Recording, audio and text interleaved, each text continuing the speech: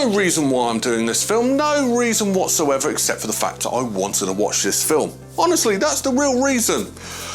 Now I've said that, let's grab a mega pint of rum, and while I object to my own points, let's crack on with this week's video. I'm Berryman, and this is 10 Things Wrong With.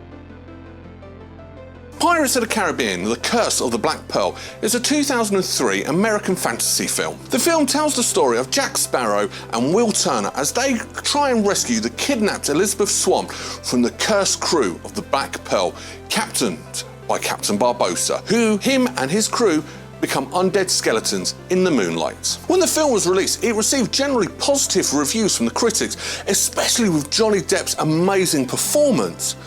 That being said, it doesn't make it a perfect film. Want to know what I mean? Well, here are 10 things wrong with Pirates of the Caribbean: The Curse of the Black Pearl. Number 10, ride. So technically, this film is based on the Pirates of the Caribbean ride that's in Disneyland. Strangely enough, it was one of the last rides that Walt Disney himself actually had a hand in creating. However, this film doesn't really have that much to do with the ride. It has some of the same characters, but that's about it. Now, the reason being is when they were trying to come up with a story, it didn't really work on the big screen. However, there was a couple of other people making a completely different pirate film, and they thought it would work perfectly with Pirates of the Caribbean. So they sort of just merged them two together, and we got this amazing film.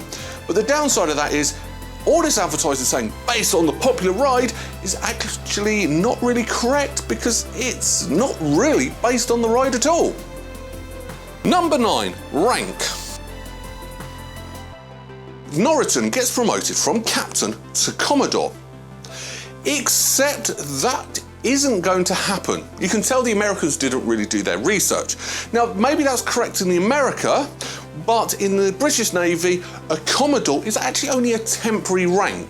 It's a temporary rank given by the Admiralty to a captain who is in charge of 2 or more ships for one particular assignment. Once that assignment's over, that commodore goes back to being a captain of his own ship. A commodore isn't really a real rank. The next proper rank after captain in the British Navy is admiral. So yeah, he wouldn't have been Commodore Norrington, even though he did actually have 2 ships and he was more of a base governor rather than a ship captain. He still would not have been Commodore. Number 8, pirate branding. Now, they've done a little bit of research for this point, but the research was wrong. So the reason why Norrington knows that Captain Jack Sparrow is a pirate because he sees the pirate branding on his arm. Now, that is actually technically true, that the East Indian Trading Company did used to brand it pirates with a P, except they didn't put it on their arms. They put it on their face, so you could see it at all times. So yeah, although the branding's correct, the position of the branding is completely and utterly wrong. Number 7, beard. This has always bugged me about this film, ever since I first saw it when it first came out. Yes, I am that old, we've gone through that before. So in the first scene, Will Turner, he's near enough clean shaven with a very, very slight moustache and a little bit of goatee. And that's only in the first scene when he's in the governor's house. After that, he has a full moustache and a full goatee. Where did that appear from? It literally just appeared like that. I mean, that's an obvious one. I mean, did no one else ever notice that or ever find it weird? Anyone? Number 6, bed warmers. So as Elizabeth Swann gets into bed, one of her maids puts her bed warmer in. Same again, that's not how you use a bed warmer. There's quite a lot of facts, real world facts that this film got wrong. So a bed warmer is sort of technically correct how they use it. They put some warm embers, not red hot embers, that's a big issue, but they put some warm embers in that metal pot, then they put it in the bed before the people get into the bed. So when they get into the bed, the bed warmer comes out and you go into a nice toasty warm bed. Apart from the fact, why would you have that in the Caribbean? But that's a different point. What they did was she was in the bed when they put the bed warmer down by her feet. That would have burnt her feet to high heaven. Or made your bed really uncomfortable because you're trying to keep your feet away from this really hot thing in this really hot environment. One, you don't need the bed warmer, and two, you're using it wrong. That's quite a big flaw, really. Number 5, drop it.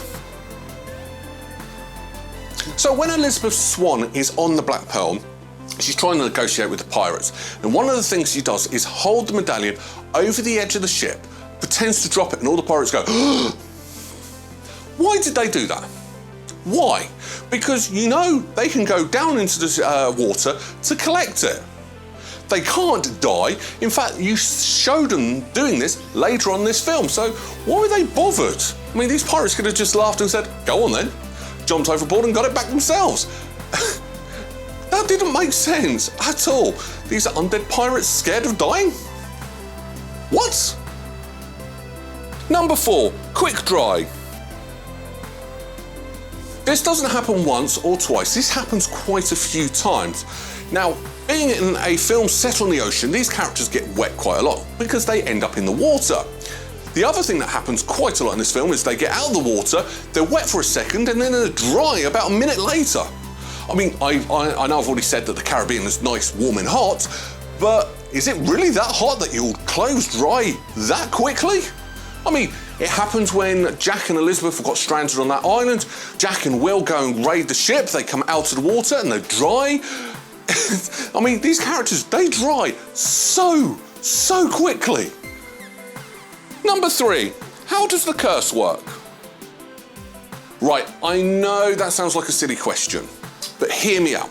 Because they do explain in the film quite detailed how the curse works. Because the original crew of the Black Pearl, they found the cursed treasure. And they weren't cursed immediately. They were cursed the more and more and more they spent the gold. When they realised they were cursed, that's when they started to try and find it all back. Now, Captain Jack was not cursed at all, because they showed him in Moonlight he was fine. So when he actually steals one coin but didn't spend it, he automatically turned, which sort of contradicts what happens early in this film. But also it happened again later when the monkey steals a coin, he turns straight away. So was it slow acting like they said when Barbossa was explaining it, or was it quick acting? Because obviously what you do is just steal one of the coins, go in to do something that you know you're going to die doing, bring the coin back. I mean, that's a brilliant plan to rob banks and everything, but it didn't quite tie up with how it was explained. Number 2, apples. Gonna give you another 2 for 1 here. The apples in this film, they're Granny Smiths, which came over from Australia about 100, 150 years after this film's set. They didn't have Granny Smith apples in the Caribbean. But that's not the main thing I was on about, because these apples are pretty much magical. Really.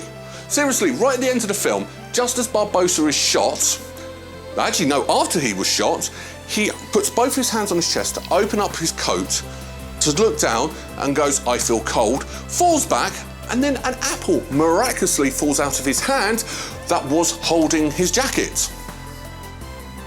Magic apples. Might explain why they were in the Caribbean hundreds of years before they were actually brought over. Number 1, stone chest. So all the Aztec gold is in a stone chest with a very, very heavy lid on it. Now, at the film's climax, all the coins are returned, and as they're leaving the cave, you see the stone chest with its lid on. No problems. It's all stored away, safe, done, dusted. Now, after the end credits, you see the post-credits scene. You know, something that's quite modern nowadays. And it's nothing major, the monkey goes and actually steals one of the coins back. Now here's the kicker. Who opened the chest? Seriously, it was closed. There's no way in hell that monkey opened that chest. Who opened the chest so the monkey could steal another coin? Or, and we might see this in a future sequel because we know they're still making these films, is there someone else who is still undead out there? Any theories? Because I would love to know your theories on that one. Let me know in the comments below. Final thoughts. Let's face it, this film had so much struggle to get made. Disney didn't really want to make it because pirate films were not popular. Look at Cutthroat Island.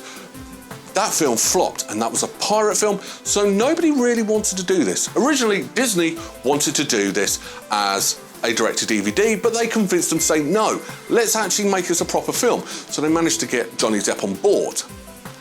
Then, halfway through, another live-action Disney film flopped, and Michael Eisner wanted to cancel this film there and then. So they brought him down to actually convince him, look, this is a good film. Loads of people really hated Johnny Depp's drunken performance, so much so they wanted to cancel this film because of his performance, yet they prevailed. Now look at it. It reinvigorated the pirate genre, it was a smash brilliant film, and Johnny Depp's performance was highly praised. This goes to show that studios execs do not know what the market wants, and this film was proof of that, and that's why this film is great, because the filmmakers did the film they wanted to make and it worked. It's a brilliant fun film, you can sit back and enjoy it, it's a massive adventure film. Granted, the sword fights are not out of this world, but they're realistic. You actually believe they're proper pirates fighting in this, and it's quite fun. And at the end of the day, that's all you want. You just want to sit down, enjoy yourself for a couple of hours and watch a good film. This film's perfect for that. But what is the cherry on the cake on this film is that awesome score. Let's face it, the score was amazing in this film. Everything from the set design to the acting was brilliant. Now, there are tons and tons of factual errors, which people like me do pick up. But other than that, it doesn't take away from this film. So what am I going to rank this film? I'm actually going to be quite nice, and I'm actually going to give this, I'm going to give it another 8 out of 10 berries. That's my opinion anyway. What do you think? What did you think about this film? Did you like it? Did you dislike it? Is my score fair? Would you score differently? Just let me know in the comments below. On to next week. Now, a couple of weeks ago, I did the Spider-Man film, and it's been brought to my attention that although I've done that film, I've not done the Carnage film, which is very bad of me. Bad Berryman. Bad Berryman. So, let's do the Carnage film, or Venom, Let There Be Carnage, should I say. Want to know what I found wrong with that film? Well, come back next week and find out. Until then, take care. Bye-bye.